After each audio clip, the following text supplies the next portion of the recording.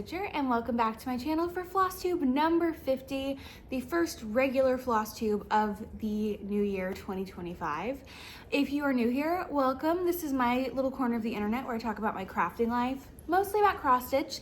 Today I've got cross stitch, I've got knitting, and I've got books. My reading slump is over, and I am so excited to chit chat with you guys. It has been a long time. It's been a little over a month, which is much longer than I typically go in between videos, but I have put up both my 2025 whip parade of all the projects I'm taking into the new year, and also my 2024 finishes by the time you guys have seen this. So there has been content for you, just not of the regular update variety. So I'm very excited to get back into the regular swing of things and update you on everything I've done, mostly in the month of December and the first little bit of January stitching. I have a lot of finishes today, which is so awesome, and I'm just really excited to chit chat with you. I hope you'll forgive the empty fireplace today. I typically decorate behind me with previously finished cross stitches, but we are having a snow day here in Texas, so I have the fireplace going, and it's just very cozy vibes that I am so happy with. So if anything like cross stitch, knitting, reading, all of those things interest you, I hope that you will like, subscribe, and stick around. I also have a bit of a question for you guys at the top of the video today, so hopefully you will be able to answer that for me. And we will go ahead and get into today's crafting goodness. So I wanted to kick off today's Flosstube with a question for you guys. So thank you, first of all, for all the support and love you've shown my 2025 whip parade. It is really one of my favorite videos to film and upload for you guys, but I've gotten a couple comments on that whip parade from people who are new to the cross stitch world, and I myself am still a relative newbie to the whole thing, but I got the idea for a video that I'd like to film in the future, but I need you guys' help to let me know if if you'd like to see it, and to kind of help me fill it out a little bit. So I've gotten a couple questions about different lingo that I will use as a stitcher, and Flosstube lingo for sure is a thing. And I know there are tons of videos that tell people how to cross stitch, like how to actually physically put the needle in the fabric and go. But I don't know if there has been like a comprehensive stitcher's glossary made. And so I'd like to film like a little video that's going over all the things that cross stitchers say that we kind of assume you know what we're talking about, or it's just something that is so niche to the community that we just say and kind of forget to explain. Things like what a sampler is, or what are the different names for linen, or when I say 1/2, or I use words like whip or FFO. And I'd like to just kind of amalgamate all that information into one spot. So if you guys have anything that you struggled with finding the definition for, or you had to kind of learn by exposure when you started cross stitching or watching Flosstube, I know Flosstube itself is a name for a community here, but go ahead and let me know, like, what are the things that were not immediately evident to you when you started cross stitching and people just started talking about cross stitch because they've been doing it for a while? You know what I mean? Like, what were the things you struggled with defining? And if you didn't, and it's not a video that I should make, that's totally fine. I was just kind of curious if anybody had terms that they struggled with understanding or learning about, and maybe I will go ahead and make a video just kind of pulling it all together. So yeah, that's my question for you guys. Go ahead and let me know down below. And we will go ahead and get right into the actual cross stitch goodness, and then we'll do some knitting and we'll wrap it up with some book chat. The first project that I have to show you, I am so happy. In my last video, I was talking about how I finished one of my 2 biggest finishes of the year, and I finished my second one. I'm so excited. This is the Vanity Sampler by Hello from Liz Mathews. This is, I'm sorry if you can hear the cats playing. This is such a special piece for me. I stitched this on 40 count spilled coffee linen by XJuDesigns with my friend Cam of CamtheStitcher's color conversion to a DMC palette that is absolutely beautiful. My friend Cam and I, if you have not been following my channel, have been stitching this in monthly sections all year long with the goal of finishing it by the end of 2024. And I am so happy to report that we did. So we started this in August of 2023 and I put in my final stitch on this on December 20th of 2024. And she's all done. I cannot believe it. I'm floored. I had about 2,500 stitches left when we last spoke about this project. So I came in and wrapped up the second half of the bottom sampler, and I believe I still had to finish out the ribbon candy. Maybe I had that done last time we talked. I'm not sure, but I will get you in close and kind of overview it. But this project is so special. It's a historical reproduction that Liz charted, and I can't believe it's done. I really am floored. So I will get you in close.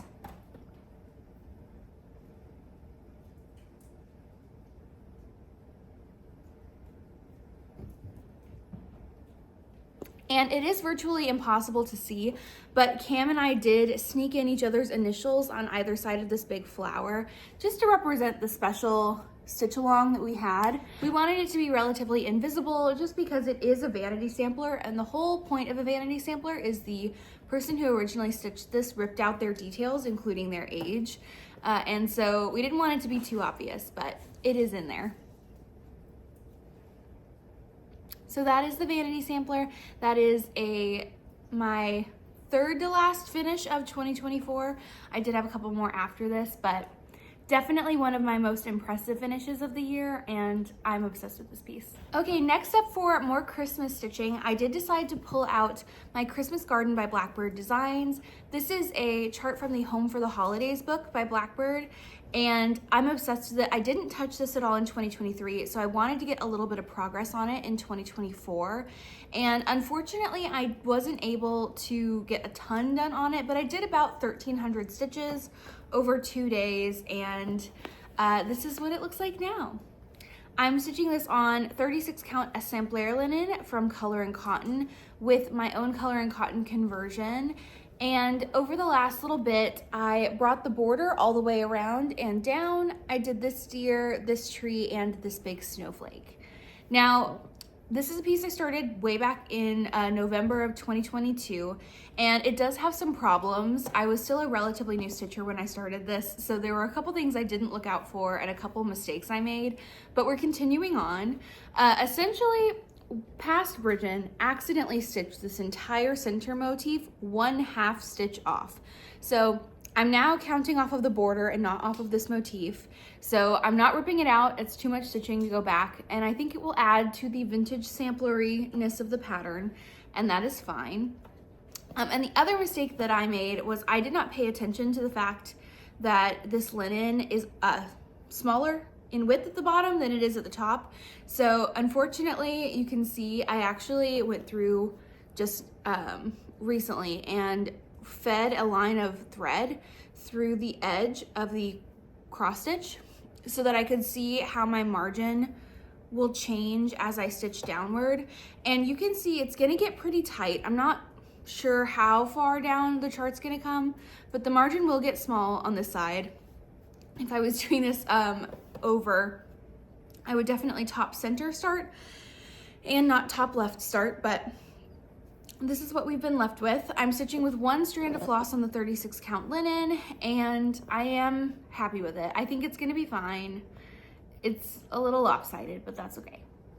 No one will know when she's finished stitching. I'll probably have to sew a line of fabric to the side just to help me wrap it around when I'm framing it, but I do all my own framing anyway, so I don't foresee this being too big of an issue. But that is Christmas Garden. This is charted originally on a light colored fabric, and the white is in gold. So this is my own take on it. I liked that the white made it look like snowflakes, and I thought that was kind of fun. So definitely a take on the original sampler, but I am so obsessed with it. I can't wait to pull this out again next year, especially once my friend Cam and I finish stitching our Liz Mathews Days of Christmas samplers. This will be my primary Christmas project. So that is Christmas Garden. I believe the last time you saw it, it was about 25% done, and it's now at about 33. So progress has been made, but again, not a ton. Speaking of the days of Christmas, the next piece that I worked on was my days of Christmas piece. I feel like I've talked about this one so much in the last week, but essentially I was still working on the 6th day of Christmas. I was supposed to, by the end of 2024, finish half of the 7th day, and that didn't happen. So I am still behind, but that's okay. We're working on it. But the last time that you saw it, it was here, and I was sitting at about 26% done. So I still had about 75% of the 6th day left, and I buckled down and I got it done. So this is what it looks like now. I am stitching all 12 of these individual samplers on one big piece of 46 count cream and sugar linen by Fiber on a Whim. Liz has on her website a charting for doing all 12 together without the individual borders, but I am so obsessed with the texture that it adds to the piece, and it's gonna be so fun. My friend Cam and I are stitching 1/2 of a day of Christmas every month, which is a lot to keep up with, but it will put us being done with the entire series at the end of 2025. So that's exciting. So I did finish the 6th day, which it is so cute. I'm obsessed. And this is the end of 2024 progress. So now in January, in this month, I need to do the entire 7th day of Christmas, and I will be caught back up with the exception of still completing the 4th day. But I'm going to slowly plug away at the 4th day of Christmas. It is the most dense piece in the entire series throughout this year, and we'll get it done. I'm not too worried about it. I think it just needs a little bit of focus time, and with my very, very low starts year, I think it'll be fine. It's definitely a grueling pace and it's a lot of stitching every month, but it's gonna be worth it to have that finish in at the end of this year. So that is the 6th day of Christmas by Hello from Liz Mathews. Let's talk about New Year's. So if you're new to the cross stitch community, New Year's Eve is kind of a big day for stitchers. There is a challenge called the New Year's Eve 12 by 12 that was started by Pam and Steph, I want to think, of Just Keep Stitching, where essentially on New Year's Eve, for the 12 hours before the new year, you stitch on a different project every hour leading up to the new year, and then typically you start something new on that strike of midnight. So your first start of the year is at midnight, which is very fun. But there are a lot of different ways to do a 12 by 12. So my friend Elizabeth at Frizzy Lizzy Stitches always does a monogamous 12 by 12 where she works on the same project for those 12 hours and really locks in progress on her full coverage. And last year I worked on Margaret Hull by Quaint Rose Needle Arts, and I got a ton of progress on that. So I wanted to do another monogamous one because I find it a lot more fun to get a lot of progress versus switching it up. But I've done both and they are both very fun little stitching challenges for that day. So this year I had originally planned on working on Night Walked Down by the Blue Flower, but I'm still hesitant on my fabric with that one, and so I needed a little bit more time to think about it.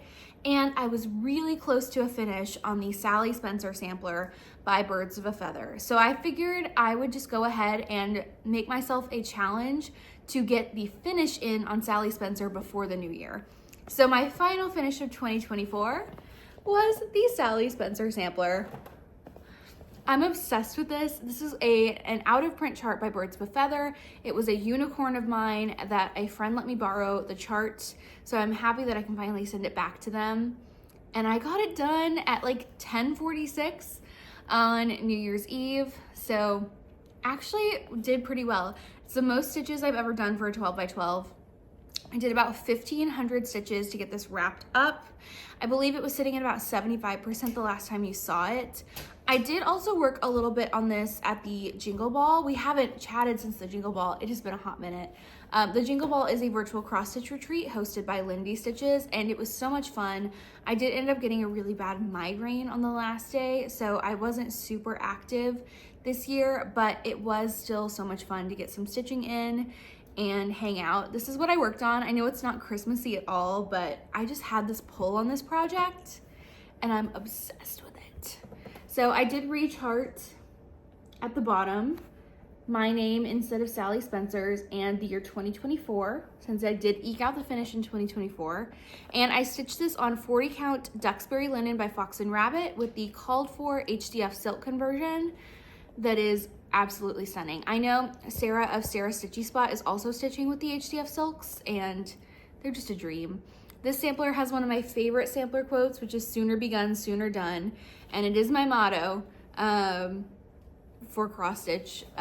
Maybe not as much this year as it has been in past years, but I love it, and I'm so happy to have it done. I can't wait to have it on my wall. This should be a fairly easy one to frame, so I'm just debating if I want to go with a navy frame to pull out the navy in the chart, or if I want to go with a bright red. I know Elizabeth Ann Can Stitch framed hers in red, and it's gorgeous. I'm just not sure which one my vibe is, but I love it. I'm so happy it got done. So that was my fun little take on my 12 by 12 this year, was the 12 by 12 finishing challenge. I don't know what I'm gonna do next year, but that one was really, really fun. And it's always such a fun way to ring in the new year. Moving on into January stitching, I have some pretty hefty goals for the month of January. I always try and set higher goals this month, usually, so I can knock out as much as I can at the beginning of the year. And so I decided to kick off my January stitching working on my new monthly stitch. So like I said, Vanity Sampler was what my friend Cam and I stitched in 2024. But for 2025, we decided to shake things up a little bit and pick 2 different projects. We're gonna focus on one at the beginning of the year and one at the end, and they're more medium sized. But we thought it'd just be more fun to kind of break it down, switch things up, and we'll probably go back to doing another really big piece in 2026. But this is what we're doing in 2025. So our first project up that we are stitching, we decided to keep on with the Hello from Liz Mathews of it all, because we have tons of Liz Mathews charts. And we are stitching Secret Garden together. This chart was a Patreon exclusive. I don't think it's been fully released yet, but I'm absolutely obsessed with it. There is a muted and a bright colorway. Cam and I are both stitching the muted, but she's stitching it on this gorgeous orange fabric. This is what mine looked like the last time that you saw it. So the last time you saw it, it was sitting at about 12.6% complete. And I am happy to report that I finished my monthly section on it, and this is what it looks like now. I am stitching this on 40 count buttermilk linen by Color and Cotton with the muted DMC colorway. So the last time that you saw it, I had not finished the bird yet. So I finished out the whole bird. I did this whole vine he's sitting on, these flowers down here, and this vine. So my monthly breakdown, based on what I had completed going into 2025, was about 1,831 stitches every month. So this month I did a little bit more than that. I think I ended up somewhere around 1,900, but that's totally fine. I am just going to continue doing the 1831 every month, and that way hopefully in May I will have a little bit less stitching to complete. If I go over, I'll be subtracting it from May's stitching, not from, like in this case, that wouldn't come out of February's stitching total, that'll come out of May's. And I love this piece so much. I cannot wait to have it done. It is so insanely gorgeous. I'll show you the floss palette real quick. I'm keeping this one in a Taylor Swift project bag from Jasmine Custom Bags. That is a very fun Eras print. I love her mini size bags, they're my favorite. And this is the DMC palette for the muted colorway. It is wild to me. These look like browns from this angle, but when you actually look at the stitched piece, they pull very purple. And so it's a very fun colorway. I'm obsessed with it. I love it so much. It's now sitting at about 30.8% complete, so that is it. But the monthly sections are just those 1,800 stitches. Cam is working on hers as well, but I was very happy to knock that out near the beginning of the month, and I'll pull this back out again in February. The final project that I decided to pull out this month is a focus project for January. I'm trying to get this done, and I took this up to work. It's my little lunch break project.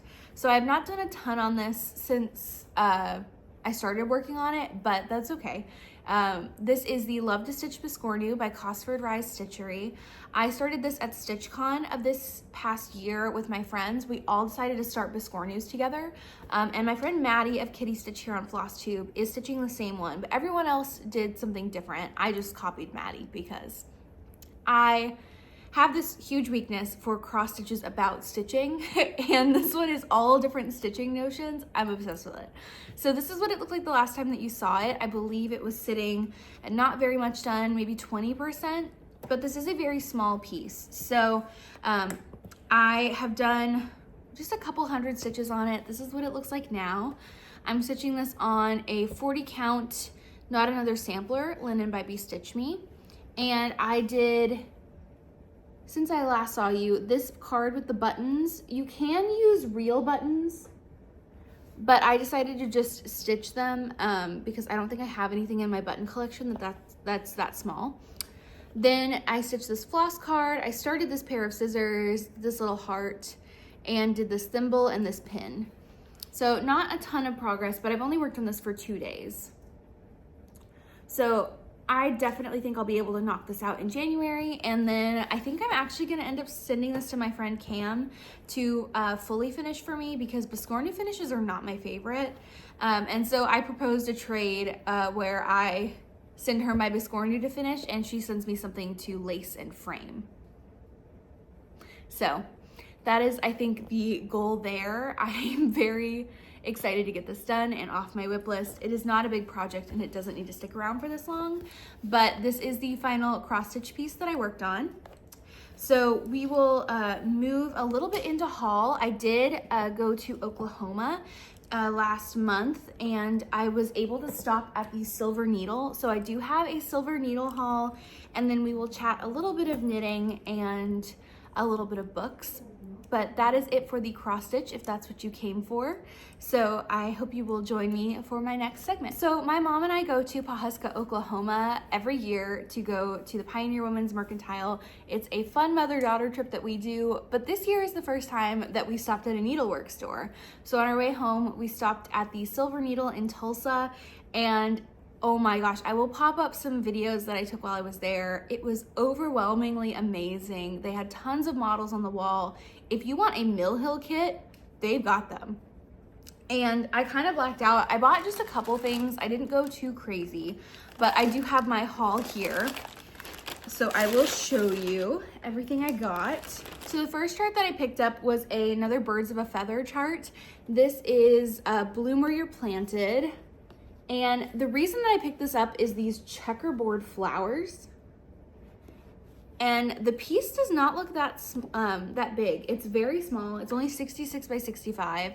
So I figured if I saw Birds of a Feather, I should pick it up. And I love this one. I do wish they made their stitching a little bit bigger on their covers, but again, I think these are all out of print. So picked that one up.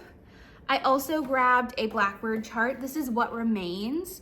My friend Maddie stitched this and I was obsessed with it, and it was on sale. So I went ahead and picked it up. I love that, it's so cute. My Blackbird collection is slowly but steadily growing. I have been obsessed with this chart since it came out. Cottage Garden Samplings this year did the Fabulous House series, which I didn't end up buying, but she released a special edition, like a final chart that's outside of the series but part of it, and it is the Tudor style house, and it is my favorite in the series. So I picked up this special edition to the series. I just love like the horse and and these flowers. I'm obsessed with it. This will be a start in 2025, I think, as soon as I finish another Cottage Garden Samplings in my WIP pile. I just love it so much. And finally, I picked up Goody Grimwood by Plum Street. I just love this girl riding this bird on this big house with these like soft autumnal colors. And yeah, no regrets. Picked it up, loved it. So that's all I got while I was there. Again, not a huge haul, but a little bit. And I had so much fun looking at that. I saw tons of my WIPs that were finished there, which was great motivation. But in addition to that, I have gotten some of my fabric clubs. I got my final Coloring Cotton thread club. They decided to close their thread club, and I'm so sad about it because these stash builders are insanely amazing every month. I look forward to them so much, and I'm so sad, but that's okay. These were the final colors that I got, which are Candy Apple, Biscotti, and Fernwood. very Christmassy. This red is gorgeous. And that is it. I'm so sad. And my fabric of the month this month, I always get the 40 count linen from them, but I am swapping over to 36 for a while because my 40 stash is pretty big. It is this gorgeous blue. It's called Winter Moon. Very lovely. So got that. And my Bestitch Me fabric of the month, which I am going to go down to just my color and cotton in 2025 because because my stash has gotten pretty big and I'm doing a very low starts year. So I don't really need as much stash to pull from, but I do love their fabrics. This is vintage. Absolutely beautiful. A perfect neutral. So that's it for my haul. Let's talk a little bit about knitting. So I've fully finished 2 knitting projects since we last chit-chatted. The first one is my stripe hype sweater. The last time that you saw this, I was still working on the bottom ribbing, but I took this to Oklahoma with me and I got a ton of car stitching and I finished my sweater. So this is stitched in Double Sunday by Sandus Garn, and I picked out 5 different colors with my friend Hannah. She killed the color palette. I am wearing this sweater in my 2025 Whip Parade if you want to see it on me. I am absolutely obsessed with it. I will say I do think I knitted a size too big, so if I was to knit the sweater again, the changes that I would make, I think I picked up incorrectly because there's a lot of bunching right here that isn't super evident when I'm holding the piece up, but it's there when I'm wearing it. Like it looks like a chunky seam. I would also knit this again a size or maybe even 2 smaller. I did shorten the hem ribbing and the sleeve ribbing, and that worked out just fine. And yeah, I'm obsessed with it. I love this sweater. It's so soft. I can wear it next to skin, no problems. The only issue I'm having, it is already pilling and I've only worn it a few times. So I do need to like sit down with my fabric shaver and actually shave it down. But I loved working on this. It's so soft, it's so cozy, and I finished my first sweater for me. So I haven't cast anything else on yet, but I am very much looking forward to it. I'm so happy I got this done, and it's so squishy and so cozy. I also fully started and knitted and gifted an Oslo hat by Petite Knit for my little brother. Now, I don't have this with me, but I will pop in a segment of Past Brijin talking about this project here. Hey y'all, it's Past Brijin. It is the day after Christmas. My family's getting ready to head out to brunch before my brother drives back to Austin. And I wanted to show you the hat that I made for him for Christmas before he leaves with it, since he will be gone before I'm filming. So I'm interrupting my knitting segment to talk about my finished Oslo hat. So my brother has a very large head. He's 6'7", and so most commercial sized beanies don't really fit him very well. So he asked for a purple beanie for Christmas, and I knit the Oslo hat. So this is held with 2 strands of Malabrigo Ultimate Sock in the colorway, I know it's number 131, and also Fergus is right here screaming at me, so if you hear him, that's why. But it is this beautiful marled purple, and holding the 2 strands of the fingering weight really does blend all the colors, but it varies from like a gray purple to a brown purple to like a pinky purple, and it is absolutely gorgeous. The crown decreases turned out okay. Probably not my best. Definitely a little bit looser than I would have liked at the top. But it's the first knit beanie I've fully finished. But what I love about this hat is that it is knit all the way. You seam up the brim, so it's a double folded brim, and then you turn your work and start going. So it gives these like really weird texture there, but it's so when you're actually wearing the hat, if you accidentally roll up the brim too far, there's more stockinette there. So it's a really interesting construction. I started this hat 2 weeks before Christmas and finished it on Sunday, the Sunday before Christmas. So this hat took me less than 2 weeks of working on it, not as a priority, like just kind of on and off. and yeah, it fits him like a glove. I will insert a couple pictures of him wearing it here, but that is my gift knit of the year, is the finished Oslo hat. He's definitely requested more, so hopefully over the course of 2025 I can make him a few and then like gift him a bundle of beanies for Christmas, and maybe in some other sizes or other styles. But he is going to be moving to a cold weather climate next year, so having the 3 layers of double fingering weight yarn next to his ears is going to be really nice and warm. So I knit the adult size large and it fits him perfectly, so if you have a very tall boy in your life that needs a beanie, definitely recommend the large Oslo hat. So I'm gonna go give this back to him so he can take it home and start wearing it for the rest of the winter.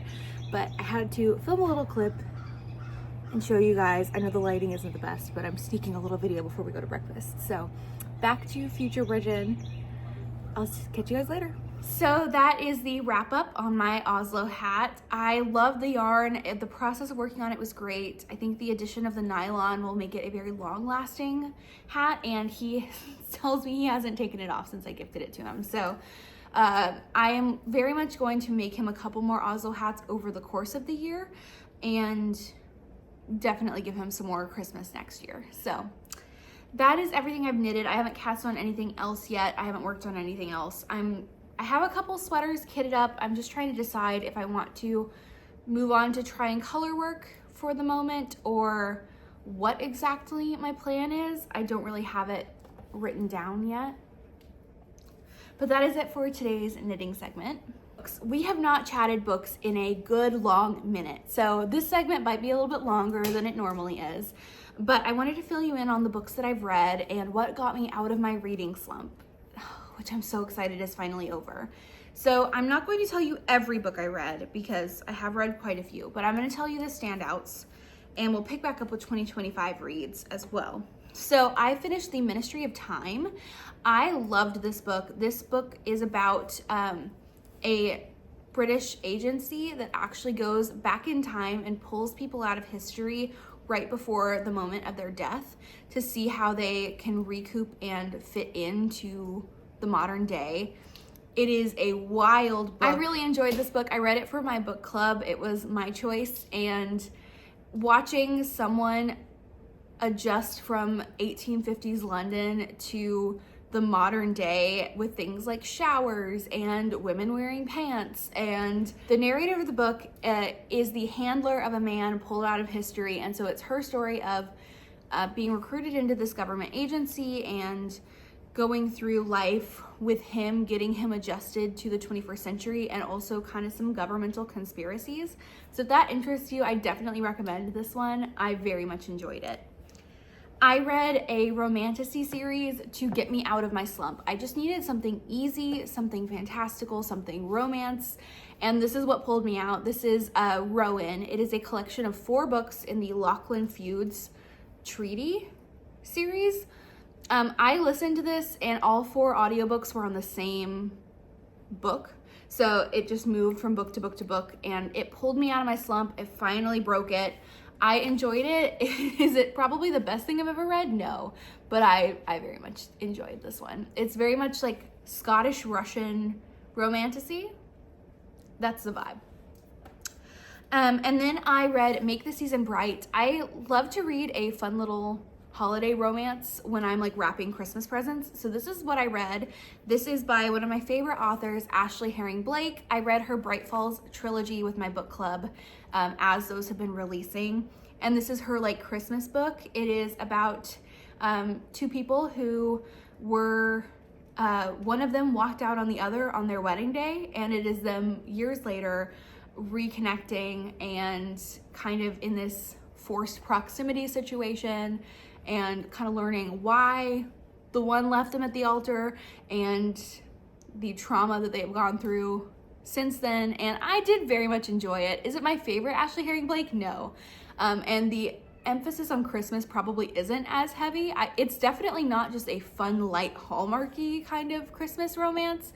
It's definitely like the characters have some trauma, but I did have a lot of fun reading this, and I think it did help with the unslumping of it all. I read Fang Fiction by Kate Stayman London. I loved this book. If you had a Twilight phase, this book is for you. There are some very heavy content warnings, so definitely check those out before you read it. I was not prepared for the trauma that the main character is actively going through, and there are on-page descriptions, so be sure to check that out before you start reading this book. But it follows our main character who is obsessed with this vampire book series, and she accidentally ends up pulled into the antics of these vampires that are real. So she ends up pulled into this vampire island that is, the book series is an actual retelling of these people's lives. And so it's very much a fun, silly, goofy time, but the main character does have some issues that she's also working through. And her friend is also in the book.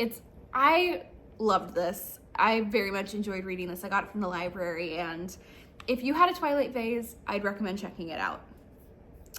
I finally finished How to Become the Dark Lord and Die Trying. I had started reading this in the summer, but ended up slumping really bad and I never came back to it. Do I think this book is for everyone? No. It is definitely very tongue-in-cheek, very raunchy, telling of a D&D story, but it is essentially our main character is in a time loop. She is stuck in a video game Dungeons and Dragons style time loop where every time she dies, she wakes up back at the beginning, and she is told that she is the chosen one to come save this land. And she is so fed up with dying, because she's died like 250 times, that she decides that screw it, I'm gonna become the Dark Lord that always kills her in the end. So this is her journey of trying to become the leader of evil in the fantasy land that she's always died becoming the leader of good. So it's very funny. I can't wait for book 2, but I don't necessarily think this one is for everyone, but as a D&D player, I can definitely appreciate a lot of the language in this book. There are so many jokes made in the footnotes of this one, and I love that kind of style of writing. I think it's very fun, and if it is for you, I think you should enjoy it. And that was everything I read in 2024. Picking up in 2025, I've only read 2 books so far, both of them bangers. We're starting off on a good foot. I am tackling the Farseer Realm of the Elderlings series this year. This is a very long fantasy series by Robin Hobb. I have been very intimidated to start these books, but I am buddy reading them with my friend Hannah, and I am loving them so far. This series is like 16 books broken down into different trilogies and sets of 4, but the first trilogy in the Realm of the Elderlings is the Farseer trilogy, told from the perspective of Fitz. The first book is Assassin's Apprentice. This is the only one I've read so far, but oh my gosh, if you have been intimidated by reading high fantasy, this is where you should start. The book is told from the perspective of Fitz, and Fitz is the royal bastard of this place, and he is telling the story of his life. So it's older Fitz writing about his life, and it picks up from the time he's 6 years old. So it's a very easy book to get into because you are starting from the perspective of a child learning things. It's easy entry. The plot is being set up so good. I ended up giving this one a 4.25 star rating because I can tell it's a setup book, but I am in it. I am ready. My friend and I are going to try and read a trilogy each month, and that's kind of the plan. So I've been really intimidated by this series, but I'm loving it so far. I just started book 2, and I'm still having a great time. I can't wait to see what Fitz gets up to and to stick in this realm for a long time, and finally tackle a really big fantasy series that's been on my list for forever. And the other book that I read was another book club pick. This is The Briar Club by Kate Quinn. So The Briar Club is a historical fiction book. It is set from 6 different perspectives of 6 women living in this boarding house in 1950s DC. So the tone shift is wild, but I also really loved this book. There's a lot of recipes hidden throughout the pages, and if you read it, definitely don't skip the author's note at the end. But I very much enjoyed this, even though I wasn't super I was still ready to keep reading fantasy, but I loved this book. The twists and turns I didn't see coming. All of the women have very different stories, and the house even has some chapters. There's a murder, there's intrigue, there's all kinds of stuff, and I definitely would highly recommend this if you like historical fiction. And that is everything. That is all the books, knitting, and cross stitch that I've gotten up to in the last month. I will be filming again in about 3 weeks, and I hope that you will check out my whip parade and my finish parade if you're starving for some more content. But Happy New Year to all of you. I'm gonna go enjoy the rest of the snow day and the rest of my snow day tomorrow, and I will catch up with you in my next one. Bye. You say hi to the peoples. Say hi, peoples. Are you cozy by the firebugs? There's a cutie. I can't actually hold you like this. I have to show the people the cross stitch.